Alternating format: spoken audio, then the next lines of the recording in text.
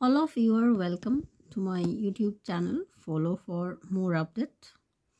আজকে আমরা মাধ্যমিক 2025 প্রাকৃতিক ভূগোলের গুরুত্বপূর্ণ প্রশ্নগুলো নিয়ে আলোচনা করব। প্রথমত, হিমবাহের ক্ষয়কার্যের ফলে সৃষ্ট 3টি ভূমিরূপের চিত্রসহ আলোচনা করো। 3টে স্টার মার্ক রয়েছে, এগুলো ভেরি ইম্পর্টেন্ট পরীক্ষার জন্য। 2 নম্বর হলো জোয়ার ভাটা সৃষ্টির কারণগুলি আলোচনা করো। এটাও তো 3টি মার্ক রয়েছে, স্টার মার্ক, এগুলো পরীক্ষার জন্য খুবই ইম্পর্টেন্ট।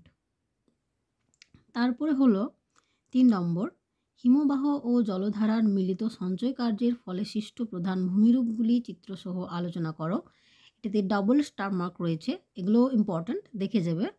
4 নম্বর হলো জোয়ার ভাটার ফলাফলগুলি আলোচনা করো, ডাবল স্টার রয়েছে, পরীক্ষার জন্য দেখে যাবে।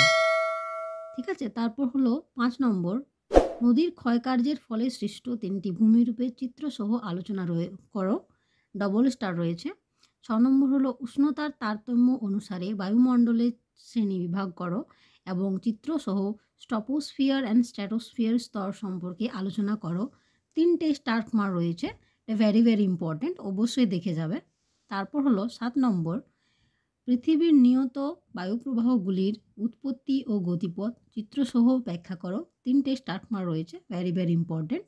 8 নম্বর হলো অধঃক্ষেপণ কাকে বলে, পরিচলন ও শৈলোৎক্ষেপ বৃষ্টিপাতের চিত্রসহ আলোচনা করো, ডাবল স্টার রয়েছে, দেখে যাবে।